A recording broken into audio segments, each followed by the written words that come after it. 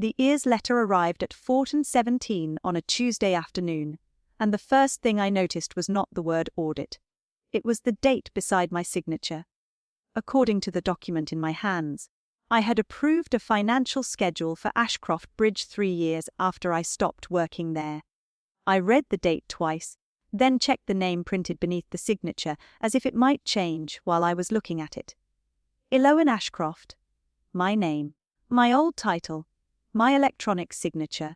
None of it belonged on a document filed in that year. The letter did not accuse me of anything. It asked me to authenticate the signature and confirm that I had prepared Schedule R-17, a supporting document connected to Ashcroft Bridge's federal return. That should have made me feel better. It didn't. I had spent the last 4 years working as a financial compliance analyst for a regional education consortium. My job was to notice when a date, authorization, or restricted account did not fit the story surrounding it. The page in front of me contained all three. I was still reading the second paragraph when my phone lit up with my brother's name. Gideon and I did not call each other casually. We sent birthday messages, appeared in the same family group chat, and spoke when our parents created situations neither of us could avoid. He had not called me directly in almost 8 months. I let the phone ring once more before answering. "Did you get a letter today?" he asked. No greeting, no explanation. "What kind of letter?" I said. There was a pause, just long enough to confirm that he knew exactly what I was holding. "From the IRS. It's routine. Ashcroft Bridge is going through a compliance review, and they need to clean up some old authorization records." I looked again at the date beside my name. Why is my signature on a return filed 3 years after I left? "It isn't really your signature," he said quickly. "Not in the way you're making it sound.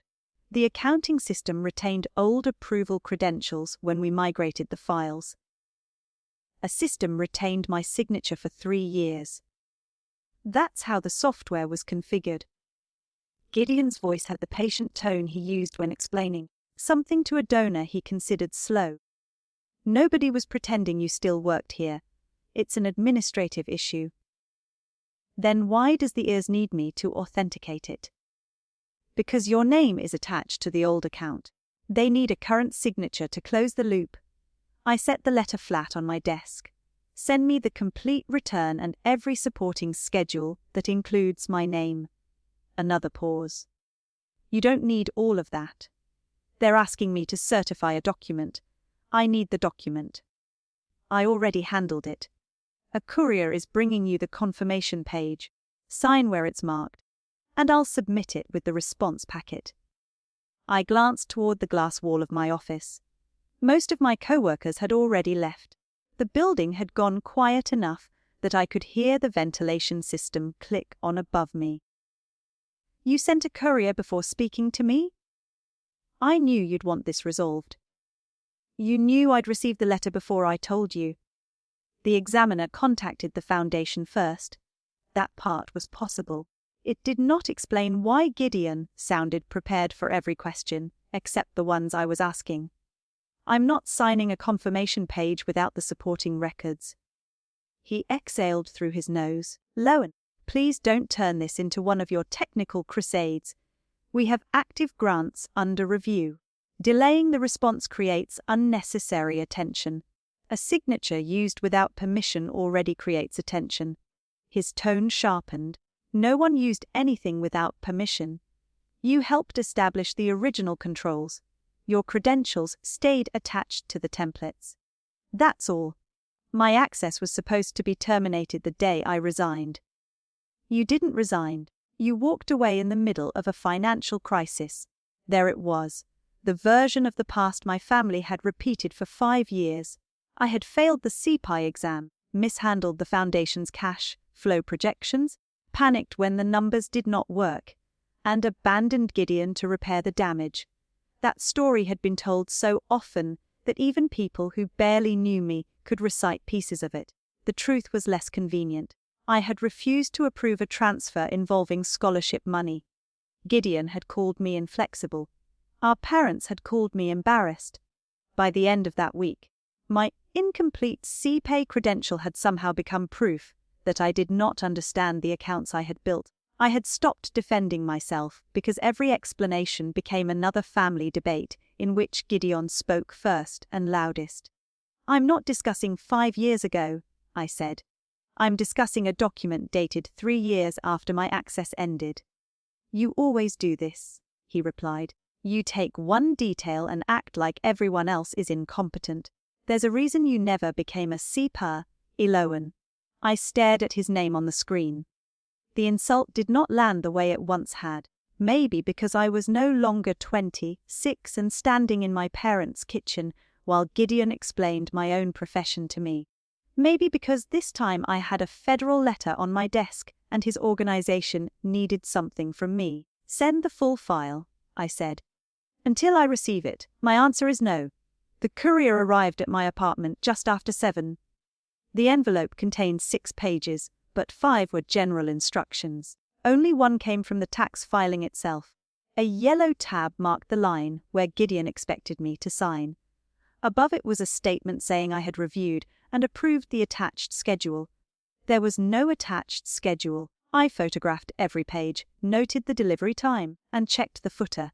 The filing year matched the IRS letter. My title beneath the signature read Financial Controls Officer, a position I had not held since I was 26. Then I saw the document code in the bottom right corner, R17. I knew that code. It had been part of the final package Gideon asked me to approve before I left Ashcroft Bridge. The schedule tracked restricted funds, money donors had legally designated for specific purposes. I had refused to sign it because the scholarship reserve did not reconcile with the bank balance. Gideon had told me he would correct it. Instead, 2 days later, he announced to our parents that my calculations had nearly cost the foundation its summer program. I went to the small fireproof safe in my bedroom closet and removed the folder containing my resignation documents. The access termination form was still clipped to the front. Every financial credential assigned to me was to be disabled by 500 p.m. on my final day. The form carried Gideon's initials beside the confirmation box. I placed it next to the courier page and compared the dates. 3 years and 19 days separated them. At 8:42, I emailed the IRS examiner directly. I wrote that I could not authenticate the signature, that I had not held any position at Ashcroft Bridge during the filing year, and that I required the complete document before making any further statement. I copied no one in my family. 5 minutes later, an automated response confirmed receipt. Beneath it was a note from the examiner. "Thank you. We will provide the full schedule set. Please be advised that additional filings contain the same signature." I read that sentence until the words stopped looking like words. Gideon had not sent me one mistaken page. Someone had continued approving documents in my name, and whatever the IRS had found was large enough that one signature was no longer the problem. The next morning, I reached my office almost an hour before anyone else. I wanted the quiet. Numbers made more sense before phones started ringing and people began asking questions they expected you to answer immediately. I logged into the secure portal the IRS examiner had included in the email and found 4 documents waiting for me instead of 1. My stomach tightened before I even opened the first file. The signature looked exactly like mine, same angle, same pressure, same slight upward curve on the final letter of my last name. If I hadn't known better, I would have believed I had signed every page myself. I downloaded all 4 documents, placed them side by side across 2 monitors, and built a timeline. The first filing appeared almost 3 years after my resignation. The second came 8 months later. The third and fourth followed during the next annual filing cycle. Whatever had happened wasn't a single mistake. Someone had been using the same signature repeatedly. I ignored the coffee growing cold beside my keyboard and zoomed into each image. Every signature matched at the pixel level, not just visually, perfectly. Real handwritten signatures always vary a little. A line becomes thicker. A curve shifts slightly. These were identical, like the same image had simply been pasted onto different documents. My phone buzzed with another text from Gideon. "Courier delivered. Let me know once you've signed so I can overnight the response. I stared at the message without replying. 5 years ago, I probably would have answered immediately, worried that refusing would somehow prove I really was difficult to work with. That version of me was gone. Instead, I copied the metadata from each PDF and started looking for something else. The timestamps had been scrubbed, but one detail remained untouched. Every signature image carried the same internal file name approval final. My chest tightened. Gideon had a habit of naming files exactly like that. Everything had to end with final, then came final 2, then final. We used to joke that nothing in his folders was ever actually final. I had laughed back then. Now the joke felt like evidence. I still wasn't willing to jump to conclusions. Habits weren't proof. I needed facts. Around 9:30, I called Nolan Pierce. He had been Ashcroft Bridges' contractor during the software migration 2 years after I left.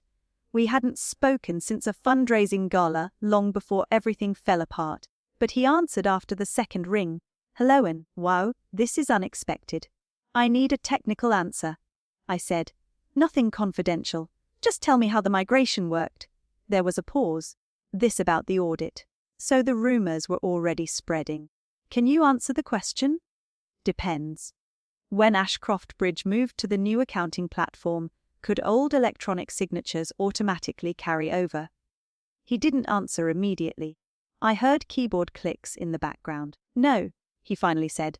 "Not the approval signatures." "Why not?" "Different encryption standards. The old system stored approval images separately. If someone wanted those signatures available in the new platform, they would have had to upload them manually." I leaned back in my chair. "You're certain?" "Positive." "Could the system have done it without anyone noticing?" "No." His answer came faster this time. Administrator access was required. Someone had to intentionally import the file. I thanked him, but before hanging up I asked one last question. "Who had administrator rights?" Another pause. "It had temporary access during installation. After launch, it went to the executive director." "Only the executive director?" "And one backup account controlled internally." "Why?" I looked again at the 4 identical signatures on my screen. "Because someone told me the system kept my approval automatically." Nolan let out a short laugh. "That's not how software works." After we ended the call, he sent exactly what I had requested. An email explaining the migration process without mentioning anyone by name. No opinions, no accusations, just facts. It wasn't enough to prove who uploaded my signature, but it eliminated the explanation Gideon had insisted on the night before. Systems didn't remember signatures by themselves. People did. Around lunchtime, the IRS examiner called. Her voice was calm and professional, the kind that suggested she'd had this conversation many times before. "Ms. Ashcroft, did you receive the complete schedules?" "Yes." "Have you had an opportunity to review them?" "I have."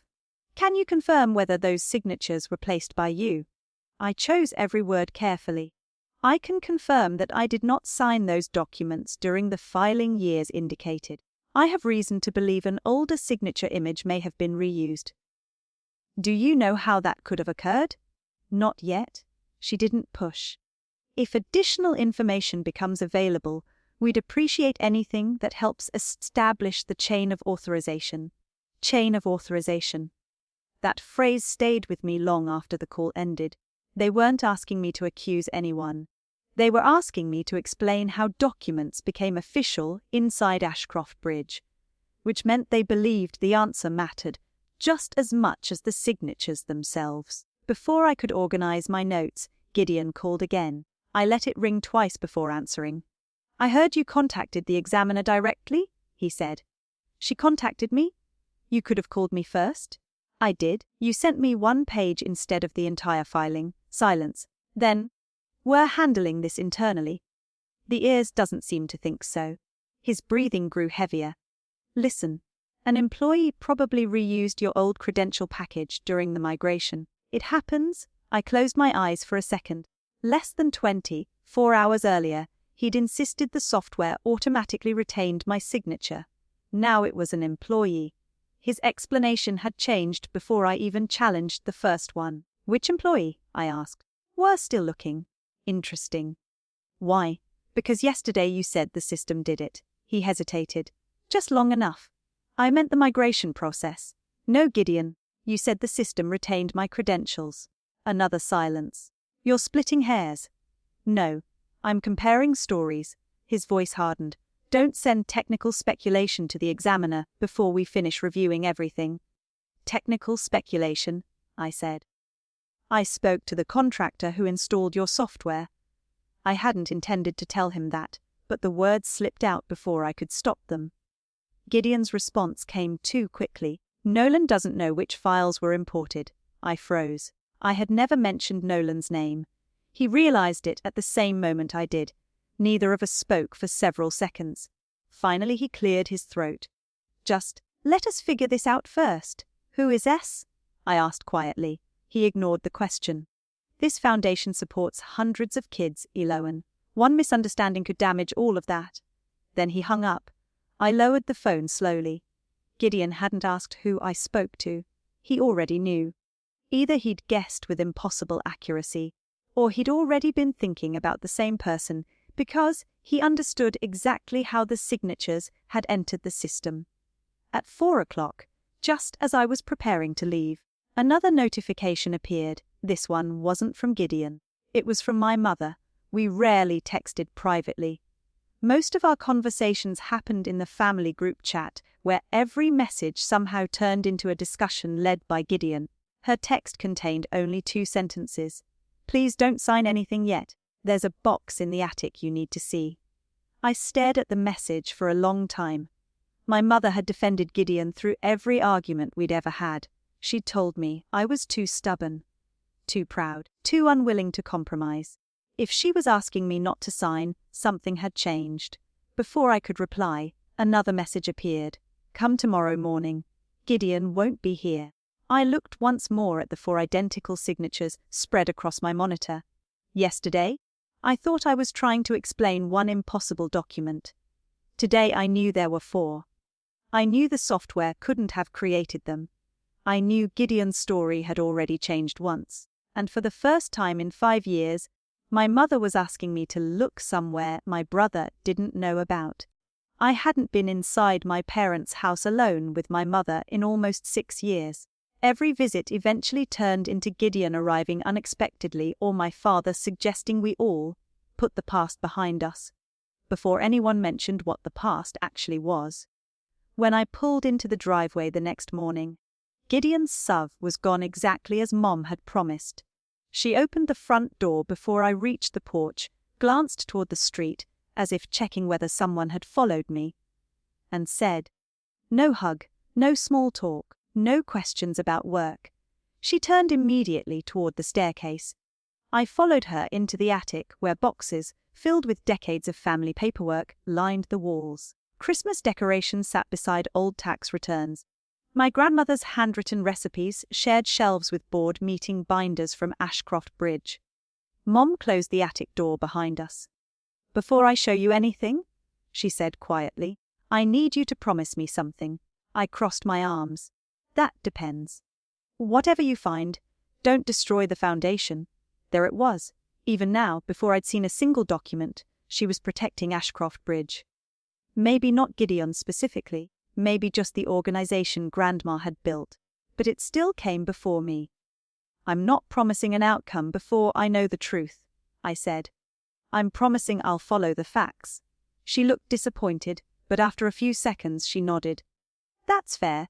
She walked to a faded storage box with my grandmother's handwriting across the side. Foundation, early years. Inside were old ledgers, handwritten donor lists, and meeting notes from decades earlier.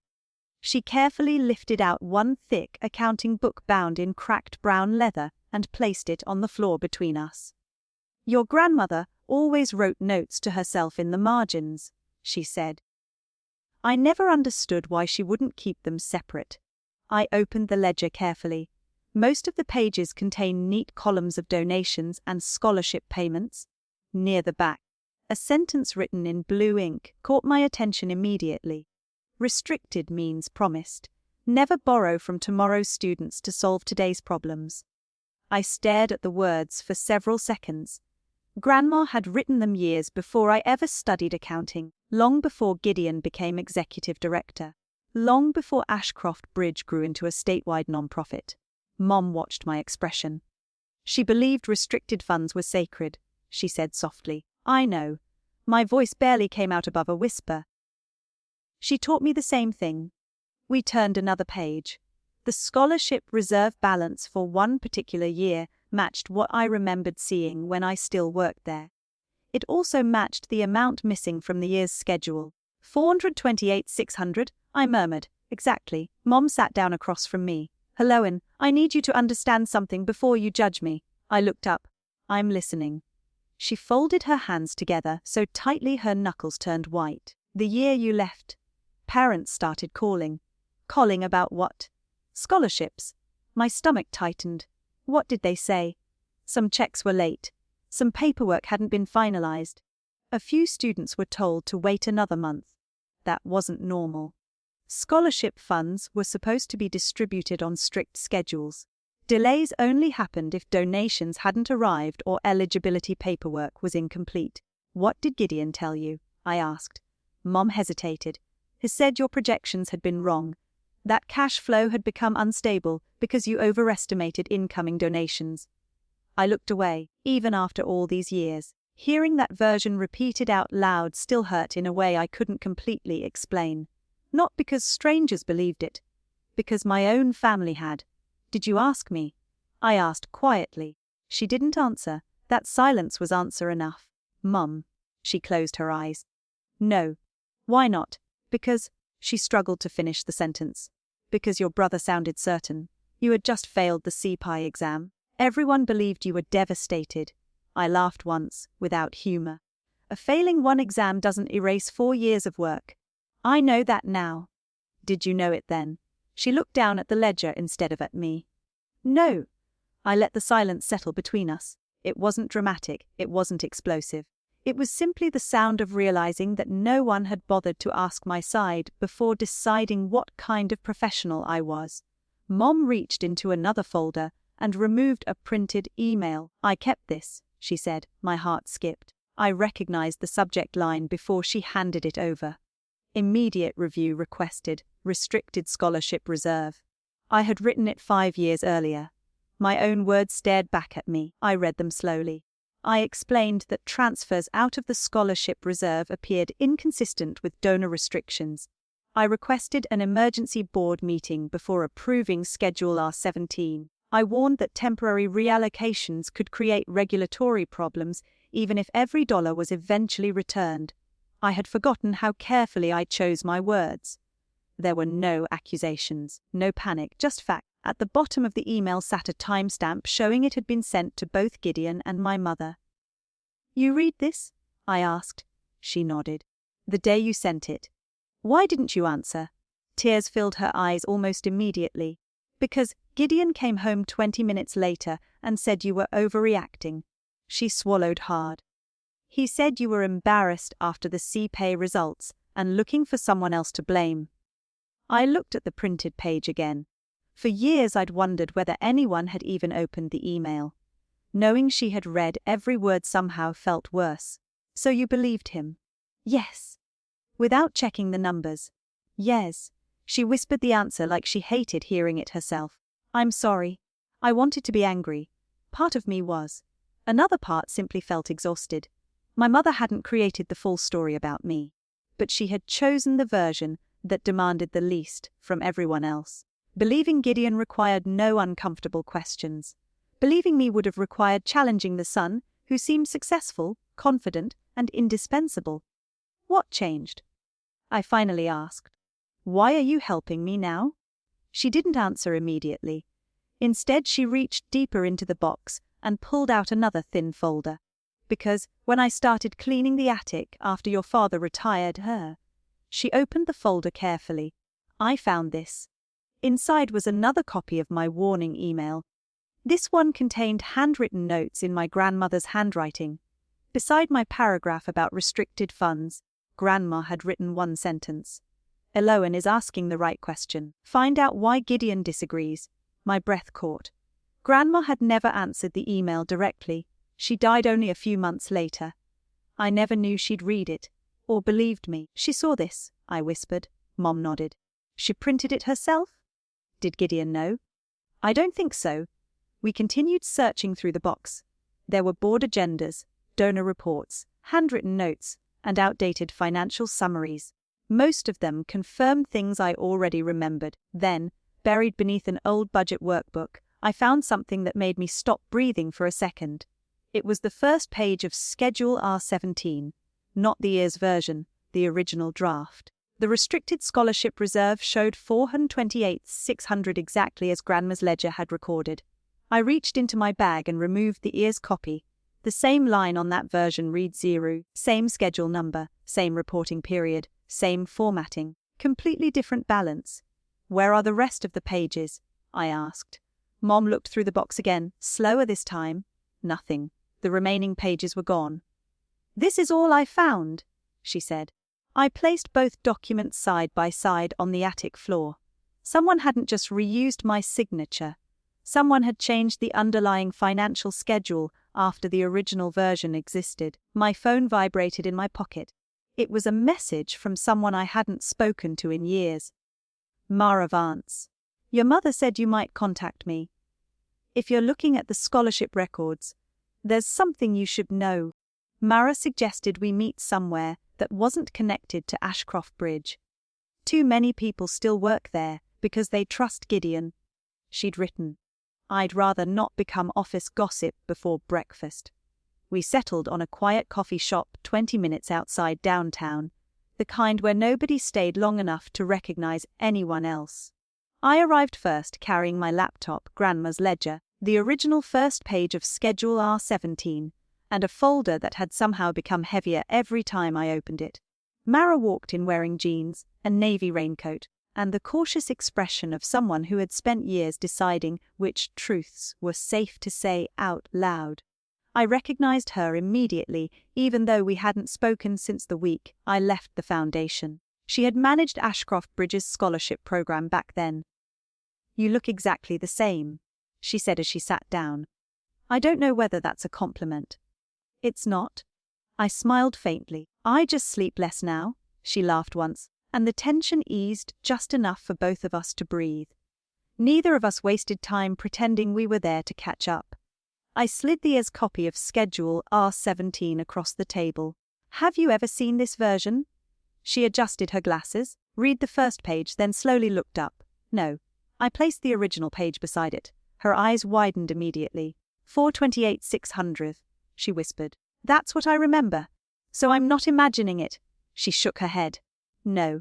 She leaned back, staring at both pages. When the scholarship reserve started shrinking, Gideon told everyone donor payments had been delayed. Then he said the accounting forecasts were wrong. Then he blamed the economy. Every few months the explanation changed. Did anyone question him? Some did. She stirred her coffee without looking at me. Most of them left. Why didn't you? She smiled sadly. Because I kept thinking the next semester would be better. That answer sounded painfully familiar. We spent the next hour rebuilding the timeline together. Every memory she shared matched something I'd already found. Parents had called asking why scholarship checks were late. Students postponed music camps because funding hadn't arrived. A few instructors quietly paid expenses out of their own pockets until reimbursements finally appeared. But here's the strange part, Mara said, pulling an old spreadsheet from her own folder. Payroll was always on time. I frowned. Always. Every single month. She pointed to the highlighted rows. Rent paid, utilities paid. Administrative salaries paid, marketing contracts paid, scholarships. She looked at me. Those were the only things that kept getting delayed. I opened my laptop and entered the figures from her spreadsheet beside the balances in Grandma's ledger. Patterns started appearing almost immediately. The money hadn't disappeared into someone's personal account. It hadn't been withdrawn in cash. It had been moved. Scholarship funds had quietly covered operating expenses whenever cash flow became tight. He borrowed from restricted funds. I murmured. Mara nodded slowly. That's what I finally realized. I leaned back in my chair. This wasn't the story I'd expected to uncover. part of me had imagined hidden offshore accounts or secret luxury purchases, something simple. Something obviously criminal. Instead, the money had kept the foundation alive. It had paid employees, kept the lights on, covered rent, funded expansion campaigns. That didn't make it legal. It made it morally complicated. Did Gideon personally profit? I asked. Mara thought for several seconds before answering. Not directly. At least, not that I ever saw. That answer mattered. If I ignored it because it didn't fit a satisfying revenge story, I'd be doing exactly what my family had done to me years earlier, choosing the version that felt easiest instead of the one supported by evidence. So why hide it? I asked. Mara slid another document toward me. It was a board presentation titled Ashcroft Bridge Expansion Initiative. Gideon's name appeared across the cover beneath a professionally designed logo. Because this, I turned the pages. The proposal outlined opening 3 new regional music centers, increasing statewide visibility, attracting larger donors, and positioning Gideon as the public face of the foundation's next generation. The expansion happened the same year scholarship payments started slipping, Mara said quietly. Believed growth would solve everything. Did it? Somewhat. She shrugged. New donations eventually arrived, but by then restricted money had already been moved. I looked again at the financial summaries. The irony settled heavily across the table between us. Gideon hadn't destroyed the foundation to enrich himself. He'd convinced himself he was saving it. The problem was that he'd decided he alone could choose which promises mattered.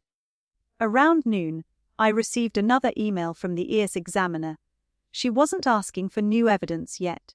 She simply wanted to schedule my formal interview the following week. One sentence near the bottom caught my attention. If alternate versions of Schedule R-17 exist, please preserve them exactly as found. Alternate versions. They already suspected multiple copies. I told Mara about the message. Then they don't know which one is real, she said. Not yet. Do you? I looked at the original page from my mother's attic. The paper itself was older. The staples had rusted slightly. Grandma's filing marks appeared across the corner, exactly the way she labeled every working draft. I believed it was authentic. Believing wasn't enough. I needed proof. Not, I admitted. Mara nodded. Good. I looked up. Good. The old Eloan would have walked into that interview convinced she already knew the answer. I smiled despite myself. And the current one? The current one is asking better questions. We packed our papers, but before leaving she hesitated. There's something else. I waited. People always assume Gideon ignored your warnings because he thought you were wrong. Didn't he? She looked toward the rain-covered window before answering. I'm no longer sure. That sentence stayed with me all afternoon. On the drive home, I replayed every conversation I'd ever had with my brother during those final months. He hadn't mocked my calculations, he'd barely discussed them. Every argument eventually shifted away from the numbers and toward timing. Donors wouldn't understand. The board would panic. Expansion couldn't stop halfway through. It wasn't that he believed my accounting was wrong. Maybe. He simply couldn't afford for me to be right. That evening I requested copies of Ashcroft Bridges board minutes from the period surrounding my resignation. Since several meetings involved restricted grant compliance, the IRS examiner confirmed I could obtain the records through the organization's formal document process. I submitted the request electronically. Gideon replied less than an hour later. Those records no longer exist. Archive corruption during migration. I stared at the screen. Archive corruption. Yesterday it had been automatic signatures. This morning it had been an employee. Now entire board records had disappeared. 3 explanations in less than 48 hours. People protecting the truth usually became more consistent over time. People protecting a lie usually had to invent a new version every time another fact appeared. I was about to close my laptop when my phone rang again. Gideon, I answered. You've been talking to people, he said without introduction. I've been talking to facts. Mara doesn't know what she's looking at. Neither do I replied. That's why I'm asking questions. He sighed heavily. Helloan. If the foundation goes under because of this audit, hundreds of kids lose opportunities. Then help me explain what happened. Some things aren't that simple. No, I agreed quietly. They're not. There was silence between us before he finally spoke again. Without the decisions I made, there wouldn't have been a foundation left to audit. He hung up before I could answer. I stood in my kitchen long after the call ended. For the first time since the IRS letter arrived, I wasn't asking whether Gideon had done something wrong. I already knew he had. The real question was whether he'd believed there had been another choice. And somehow, I had the growing feeling that the answer was waiting inside a document I still hadn't found. For nearly an hour after Gideon hung up, I sat at my kitchen table staring at two piles of paper that seemed to tell completely different stories. One described a non-profit that had kept its doors open during difficult years. The other described a foundation that had quietly broken promises made to hundreds of students. Both were true. That was the part I hadn't expected. I had spent 5 years imagining that if I ever uncovered the truth, everything would suddenly become simple. Either Gideon had stolen from the foundation, or he hadn't. Either I had been wrong, or I hadn't. Instead, every answer created another question.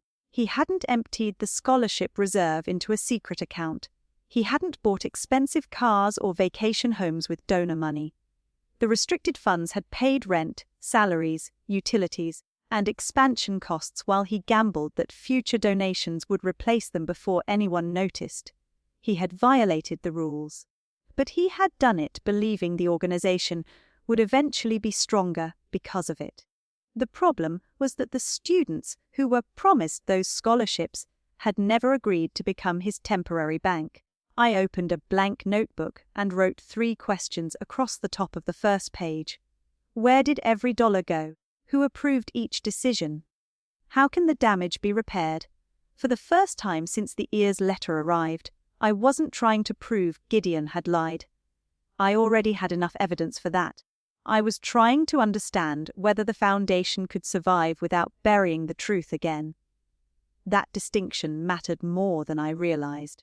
I spent the next 2 days rebuilding the financial timeline from scratch. Every transfer that touched the scholarship reserve went into one spreadsheet. Every board decision I could verify went into another. Payroll records, rent invoices, marketing contracts, donor reimbursement requests. They all slowly formed a picture that looked less like fraud and more like years of desperate financial juggling hidden behind polished annual reports. I barely noticed the hours passing until my phone buzzed with a message from Mara. Found something. Call when you can. She answered before the first ring finished. Remember the student I mentioned? She asked. The one whose scholarship was delayed. Yes. I found several more. She emailed me a file while we talked. It wasn't a list of names. It was a timeline showing every scholarship that had been postponed during the years Gideon insisted cash flow was simply unpredictable. There were 23 students. Some eventually received their awards months later. Some accepted smaller grants elsewhere. 3 withdrew from the music program entirely. I read every line in silence. I don't want to use these kids as evidence, Mara said quietly. Neither do I. But someone should know they paid the price. She was right. Up until that moment, the entire investigation had been about numbers, signatures, and compliance rules. The spreadsheet reminded me that every delayed payment belonged to an actual person whose plans had quietly changed while adults argued about accounting. We'll document the impact, I said. Nothing more. You're still trying to save the foundation, aren't you? She asked. I thought about the question longer than she probably expected. No, I finally answered. I'm trying to save what's worth saving. After we ended the call, I added a 4th section to my notebook, Student Impact. It contained no names, only facts. Delayed scholarships, missed opportunities, withdrawn applications. If this ever became public, I wanted the discussion to remain about responsibility, not about dragging former students into another family's conflict. Late that afternoon, the board secretary responded to my request for archived meeting records. She apologized and explained that she no longer had authority to release them, because Gideon had centralized all historical files after the software migration. Attached beneath her email was something she probably hadn't intended to include. A short forwarding chain from several years earlier. Most of it was routine administrative chatter, but one sentence immediately caught my attention. Per Gideon's request, all historical governance files will be reviewed before digital archiving. Reviewed before archiving. That wasn't the same as corruption. It meant someone had personally decided what entered the permanent record. I forwarded the email to a secure folder and wrote another note. Governance records filtered manually. Before I could think much further, another email arrived. This one from Gideon himself. Stop contacting staff directly. If you have questions, ask me. I almost laughed. 5 years ago I would have apologized immediately, worried I'd crossed some invisible professional boundary. Instead, I replied with one sentence. Please provide complete board minutes, authorization logs, and Schedule R17 supporting documents for the years requested by the IRS. His response came 11 minutes later. Those materials no longer exist. Same explanation.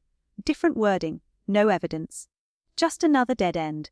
Except it wasn't a dead end anymore. Every refusal told me as much as every document I found. That evening I received a call from the IRS examiner confirming the date of my formal interview. Before ending the conversation, she asked something I hadn't expected. Ms. Ashcroft, if corrective documentation exists, would you be willing to review it? Corrective documentation. Plans that were drafted but never implemented, alternative compliance proposals. Internal recommendations. My heart skipped. Alternative recommendations. I'd seen that phrase before, in my own warning email to Gideon years earlier. If I find anything, I said carefully, I'll preserve it exactly as it exists. That's all we're asking. After hanging up, I walked to the bookshelf in my apartment and pulled down an old 3-ring binder labeled Ashcroft Bridge Working Files.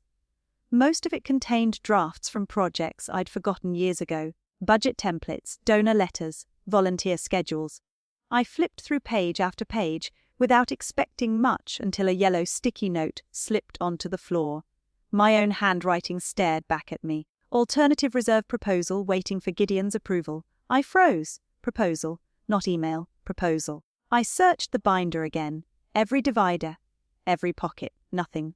The proposal itself was gone. Only the reminder remained. I sat back in my chair trying to remember. I had definitely written one.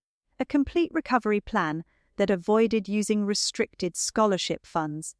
I remembered staying late several nights preparing it because I believed there was still time to change course. I remembered emailing Gideon to tell him it was finished.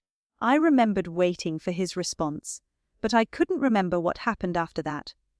Why couldn't I remember? Because I never got an answer. Or because everything that happened afterward, the accusations, the family arguments, the SEPA failure, my resignation, had buried that week beneath years of self-doubt. My phone rang before I could follow the thought any further. It was Gideon. I answered. Are you trying to build a case against me? He asked without greeting. I'm trying to understand what happened. You already think you know. If I thought I knew, I wouldn't still be asking questions. He was quiet for several seconds. Then he said something that surprised me. You're still chasing that ridiculous alternative plan, aren't you? I didn't answer immediately. Why? He asked.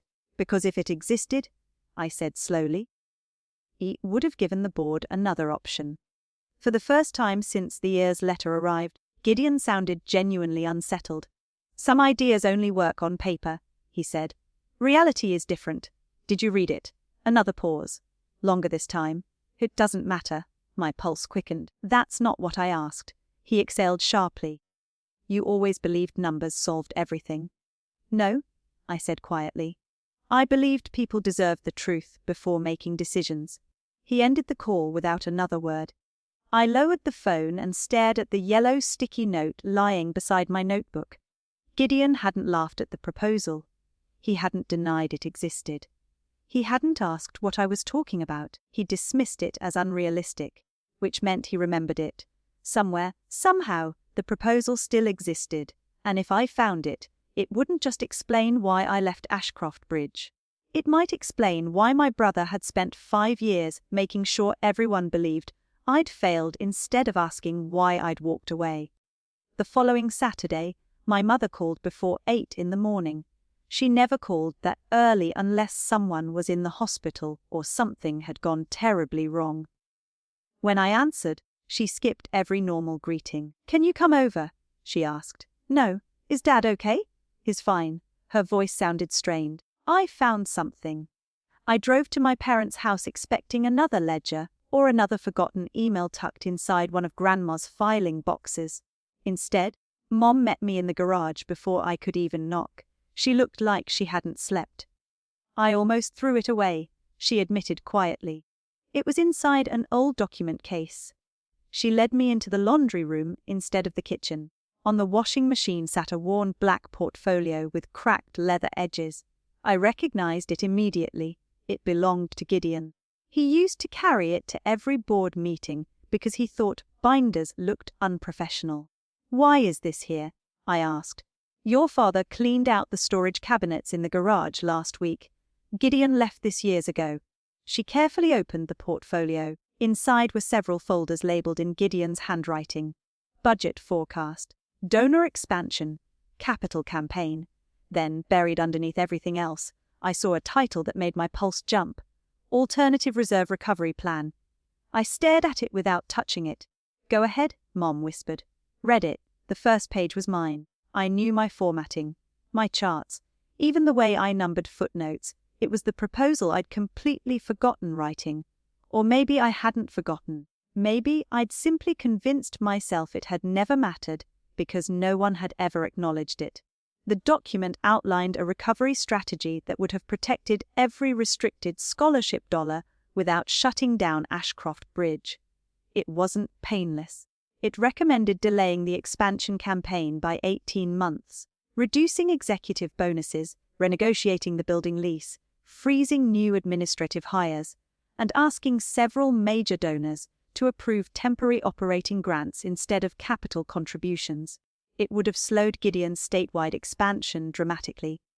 But it would have kept every promise made to scholarship students. I turned the page. My breath caught. Across the top, in Gideon's handwriting, were 4 words: received, not recommended. Below that sat his initials and the date. He had read it. He hadn't ignored it. He hadn't lost it. He had rejected it. "He told everyone there wasn't another option," I whispered. Mom nodded slowly. "I know." He looked me in the eye for 5 years.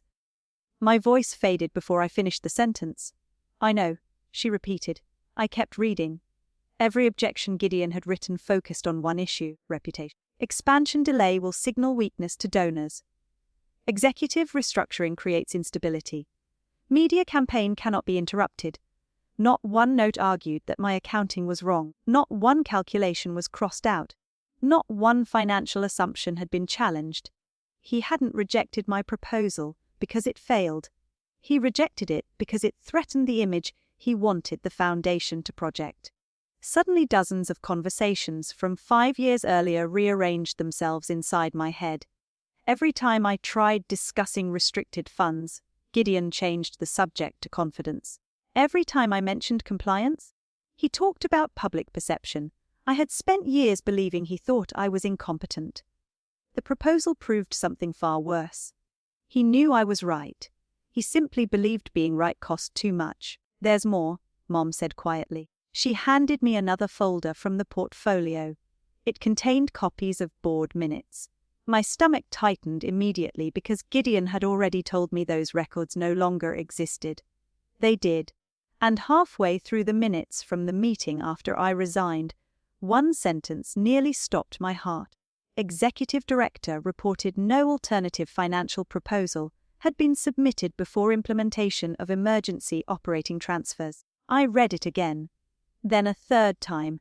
The board had officially been told my proposal never existed. Yet Gideon's own copy sat in my hands with his initials acknowledging he'd received it days earlier. It wasn't just a lie told inside the family anymore. It had become part of the organization's official history. Mom sat down across from me. "I found those board minutes folded inside the proposal. Did Dad know? She hesitated. Not exactly. What does that mean? He knew Gideon handled the board presentations himself. I don't think he knew this document existed. I closed the folder and looked at her. When did you find all of this? 3 weeks ago. The words hit harder than I expected. 3 weeks, she nodded, tears already forming. I was afraid. Of what? If I brought it forward. She looked toward the garage door. I thought your brother could lose everything. I took a slow breath before answering. Mom, he already risked everything the day he buried this. She wiped her eyes but didn't argue. That alone told me how much had changed. Years ago she would have defended him immediately. Now she looked exhausted by the weight of doing exactly that. I scanned the proposal into my laptop, preserving every handwritten note exactly as it appeared. Then I scanned the board minutes beside it.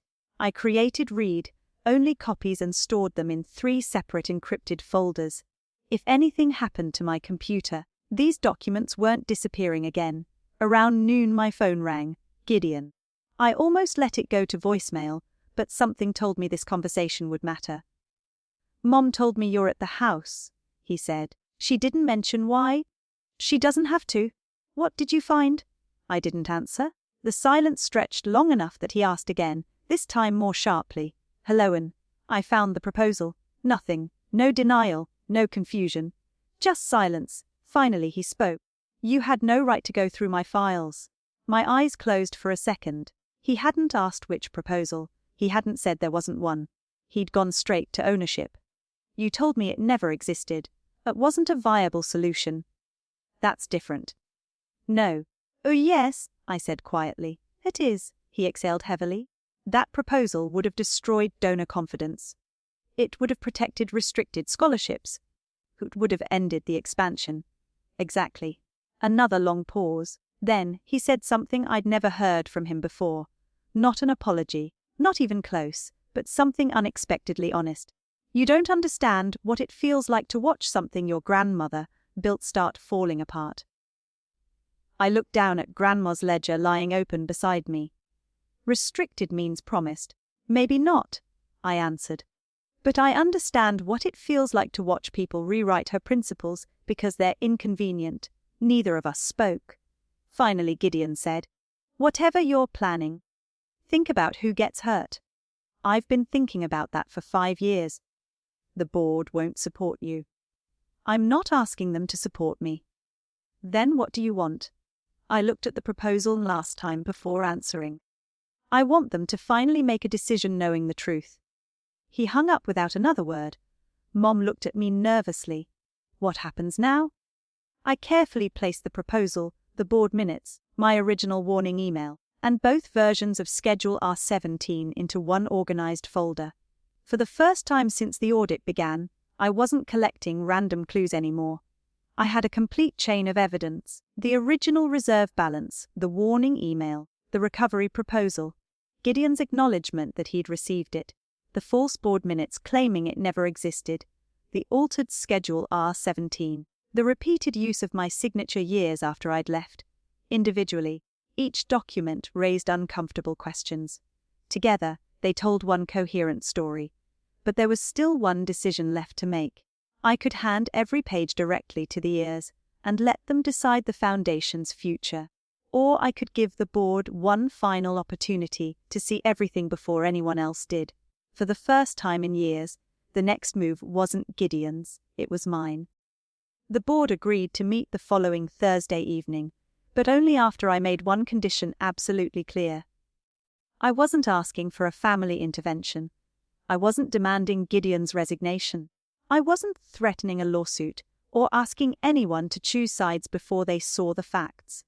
I wanted one closed-door review where every document would be examined in the order it had actually happened. Nothing more, nothing less. To my surprise, they accepted. Maybe the heirs' audit had already frightened them.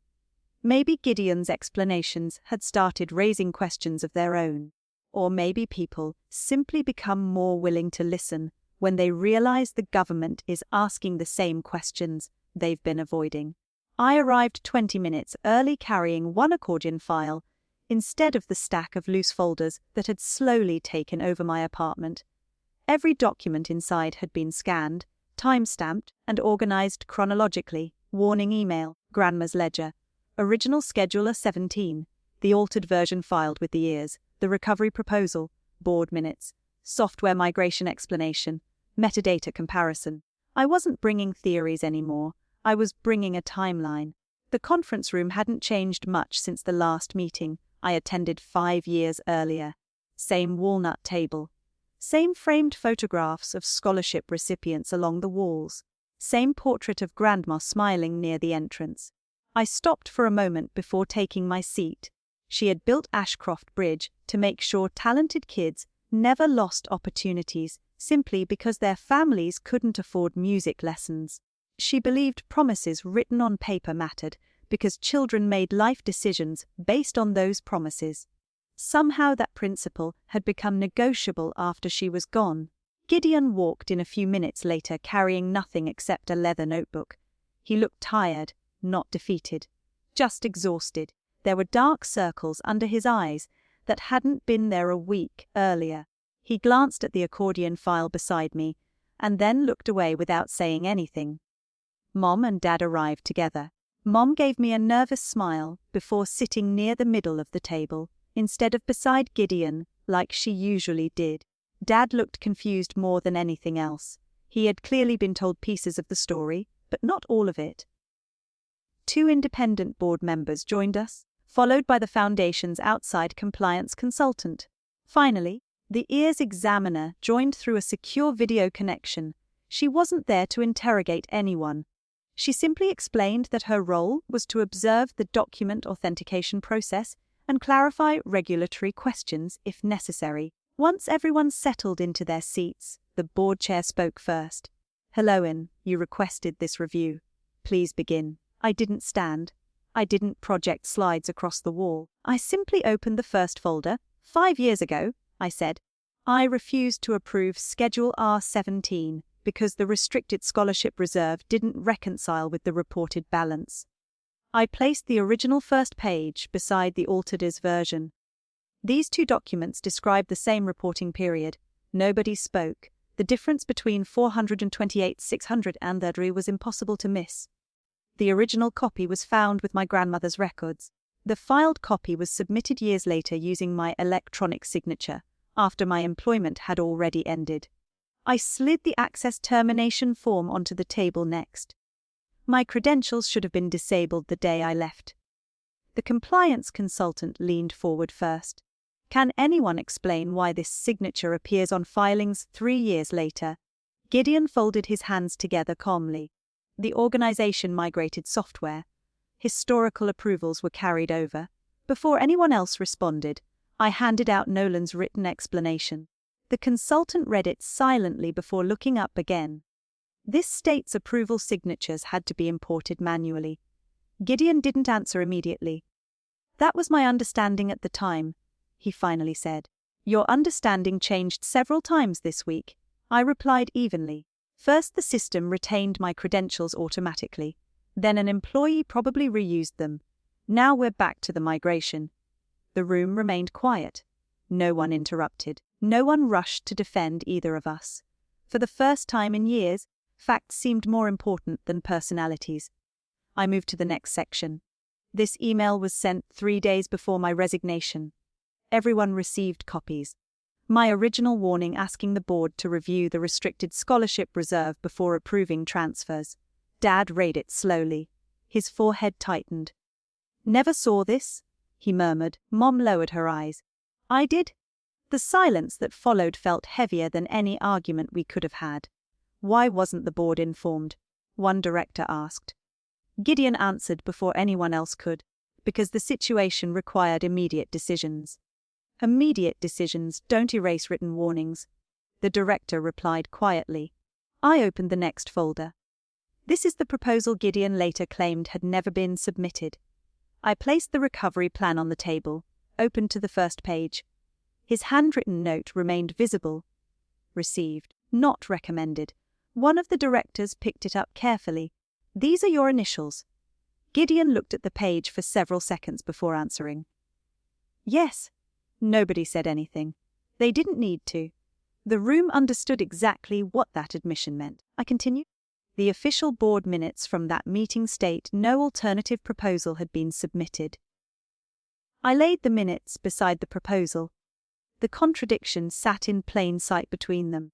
The compliance consultant looked from one document to the other. Mr. Ashcroft, can you explain this discrepancy? Gideon finally leaned back in his chair. His answer surprised me. I rejected the proposal because I believed it would have crippled the foundation. Not because it didn't exist. Not because he hadn't seen it. He skipped every defense he'd relied on before. Did you tell the board it existed? The consultant asked. No. Why? Gideon looked around the room before answering. Because I believed there was only one realistic path forward. That wasn't the question, I said quietly.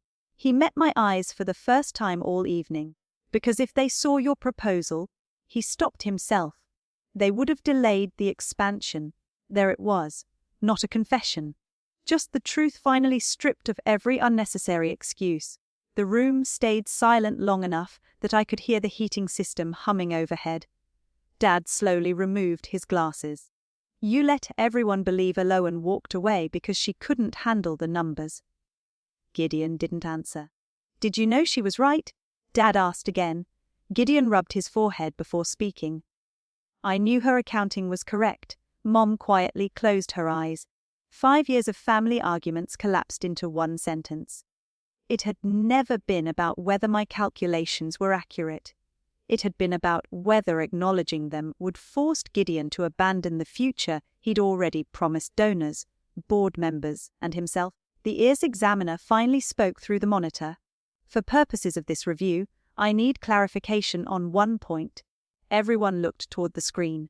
Mems, Ashcroft, are you being asked today to validate the signatures appearing on the filed returns? No, I answered. I'm being asked to determine whether they were placed there with my authorization. And were they? I looked down at the altered schedule a 17-1 final time before answering. No, I did not authorize those signatures, and I did not approve those filings. The examiner nodded once. Thank you. That answers the authentication question. A strange calm settled over me. The title that had haunted me since the audit began finally made sense. The IRS had never needed another signature. They needed the truth about the first one. The board chair folded his hands together. Eloan, what outcome are you requesting? Every eye in the room shifted toward me. 5 years ago, I would have answered emotionally. I would have wanted someone to apologize, admit I wasn't a failure, tell my family they were wrong. None of those things mattered anymore. I'm not asking for Gideon's position, I said. I'm not asking the board to close the foundation. I'm asking you to correct the record, restore every restricted dollar according to an approved recovery plan, remove financial authorization from anyone who knowingly concealed these documents, and establish independent oversight so no family member, including me, can ever control this organization alone again. Gideon stared at me in silence. You don't want the executive director position, he asked. No, he looked genuinely confused. After all of this. This was never about taking your chair. The board members exchanged glances. The chair slowly nodded. Then we'll recess for deliberation. Everyone began gathering papers, but before anyone left the room, Mom spoke for the first time in almost an hour. Hornmore thing. We all looked toward her. She held Grandma's old ledger in both hands. My mother wrote something that belongs in the minutes today. She opened to the marked page and read aloud. Restricted means promised. Never borrow from tomorrow's students to solve today's problems. She closed the book carefully. 5 years ago, I chose my son over those words. Her voice trembled. I'm not making that mistake again. The room fell completely silent. The board recessed to vote behind closed doors. For the first time since the IRS letter arrived, I had no idea what decision they would make. But one thing had already changed forever. My family's version of history had finally stopped being the only version anyone heard. The board's deliberation lasted just over 40 minutes, but it felt much longer. No one asked us to leave the building. Instead, Gideon, and I sat at opposite ends of the empty hallway outside the conference room without speaking. We weren't arguing anymore. We weren't trying to convince each other of anything. For the first time in years, neither of us controlled what happened next. The decision belonged to people who had finally seen the same documents at the same time. I watched the rain slide down the windows overlooking the parking lot while replaying Grandma's words in my head. Restricted means promised. It amazed me how one sentence written years earlier had quietly survived every version of the story our family created after she died. The conference room door finally opened. The board chair stepped into the hallway and asked everyone to return inside. Nobody rushed. The atmosphere had changed. There was no dramatic confrontation waiting for us, no speeches prepared for television cameras, no crowd demanding justice. Just 7 people returning to the same table with a different understanding of the past. Once everyone was seated, the chair folded his hands together. We've reached a unanimous decision regarding the immediate governance of Ashcroft Bridge. He looked first at Gideon. Effective today, your authority over financial reporting, restricted accounts, and compliance matters is suspended pending completion of the federal review. Gideon closed his eyes briefly but said nothing. This is not a criminal finding, the chair continued. It is a governance decision based on documented failures to disclose material information to the board. Then he turned toward the rest of us. The board will immediately appoint an independent financial oversight committee. No member of the Ashcroft family will serve on that committee. I felt an unexpected wave of relief. That single sentence mattered more than I could explain. This wasn't becoming my foundation instead of Gideon's. It was finally becoming neither of ours. The chair continued reading.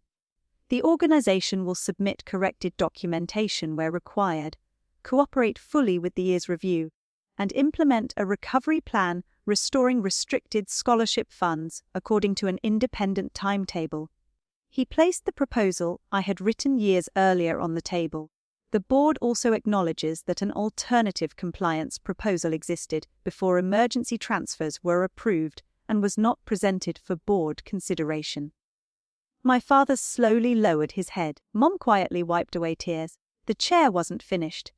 The official minutes from 5 years ago will be amended to reflect that Ms. Eloan Ashcroft submitted a written recovery proposal prior to her resignation. I hadn't expected that. I thought about the years I'd spent avoiding conversations about Ashcroft Bridge, because I was tired of defending a version of events nobody wanted to question.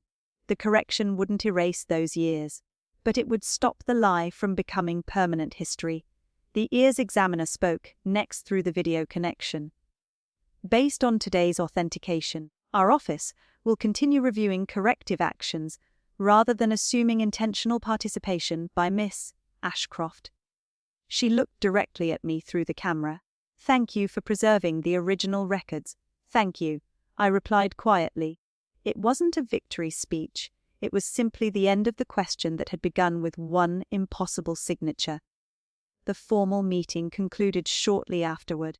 Most of the board members remained behind discussing transition procedures while the compliance consultant began organizing the document chain. I packed my folders slowly, making sure every original page returned to its protective sleeve. As I reached for Grandma's ledger, someone gently placed a hand over it first. It was my mother. "May I borrow this for a few days?" she asked. "Why?" "Because I want your grandmother's words framed in the lobby." I looked at her carefully. 5 years earlier she had chosen the easier version of the story because it protected her family from conflict.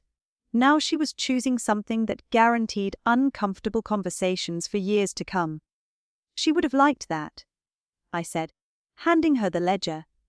Mom nodded. But she didn't ask for forgiveness. She seemed to understand that forgiveness wasn't a document anyone could sign at the end of one meeting. It would have to grow the same way trust always does, through choices made after everyone stopped watching. Outside the building, Dad caught up with me before I reached my car. He stood quietly for several seconds before speaking. "I kept thinking you left because you couldn't handle the pressure," he admitted. "I know," I should have asked you. I looked at him for a long moment. Yes, I said gently. You should have, he nodded once. There was nothing else either of us could add that wouldn't cheapen the moment. Sometimes the truth didn't need a longer conversation. Sometimes it only needed to be acknowledged without excuses. As I unlocked my car, another voice called my name. Gideon. I turned around.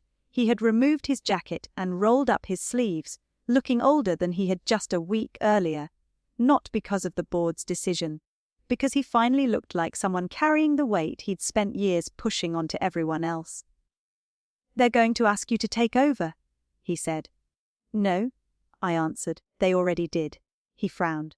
What? The chair asked whether I'd consider serving as interim executive director. His expression changed almost instantly. And I declined. For the first time all evening, Gideon seemed genuinely confused. Why? I smiled sadly. Because the foundation doesn't need another Ashcroft making every important decision. He stared at me without speaking. I spent 5 years believing you wanted what I had. He finally admitted. No. I looked back toward the building where board members were still moving between conference rooms. I wanted people to know why I walked away. He lowered his eyes. I thought if the expansion failed. He stopped himself before finishing. I waited. Everyone would remember me as the grandson who ruined Grandma's legacy. There it was, not a dramatic confession, not an excuse. Just the fear that had quietly guided every terrible decision afterward. I understood it. I still couldn't accept what it had cost.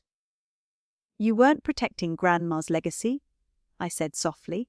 You were protecting the version of yourself you wanted everyone to see. He didn't argue. We stood there in silence for several moments before he nodded once and walked back toward the building. I never asked him to apologize. Some apologies matter less than the consequences people are finally willing to accept. 3 months later, Ashcroft Bridge released its updated governance report. Independent oversight replaced family control. The scholarship reserve was restored through a combination of operating cuts, executive compensation adjustments, and a revised fundraising campaign approved by the board. The expansion project was postponed indefinitely. Some donors left. Others stayed after the organization publicly disclosed the corrective plan instead of hiding it. The foundation became smaller than Gideon had dreamed. It also became more honest than it had been in years. I kept my own distance. I reviewed compliance policies for the transition team during the first few weeks because I had promised the board I would help repair the records. After that, I returned to my own career. I never accepted a permanent role at Ashcroft Bridge. My life had moved forward long before the audit began. It deserved to keep moving after it ended. One afternoon, several months later, a small envelope arrived at my office with no return address. Inside was a handwritten thank you card from a college freshman named Lila. I remembered seeing her name in Mara's spreadsheet during those long nights of reconstruction. She wrote only a few sentences. I don't know everything that happened behind the scenes. I probably never will. I just know the scholarship program was saved, and I get to keep studying music. Thank you for making sure a promise stayed a promise. I folded the card carefully and placed it inside the same folder that now held Grandma's handwritten note. For years, I'd believed the hardest part of the story was proving I wasn't the failed accountant my family claimed I was. I eventually realized that wasn't the real question at all. The real question was whether the truth could still matter after people had spent years building their lives around a lie. Sometimes it can, but only if someone is willing to stop protecting the story that feels most comfortable and start protecting the promise that should never have been broken in the first place. And if you've ever had to choose between keeping the peace and telling the truth, I'm genuinely curious which one cost you more in the end.